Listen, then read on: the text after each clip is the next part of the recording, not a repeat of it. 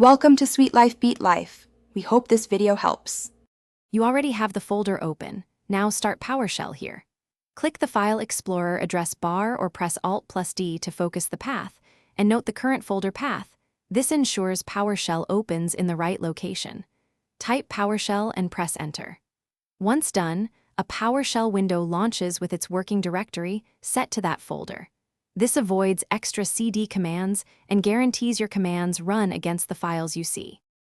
If typing isn't ideal, use the context menu instead. Hold Shift and right-click on empty space inside the folder, then select Open Powershell window here or Open in Windows Terminal if that option appears. This method creates a shell whose working directory equals the folder path, so you can run scripts or list files instantly. Make sure you hold Shift. Without it, you may see a simpler menu that lacks the direct PowerShell option. Finish by verifying you're in the right place. Run get location or pwd and check the path. If scripts won't run, PowerShell's execution policy may be restrictive. Check with get execution policy, and if needed, run set execution policy remote signed as admin.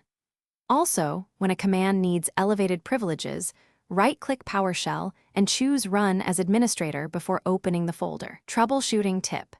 If the right-click Open PowerShell option is missing, use the address bar method or enable Windows terminal integration in settings.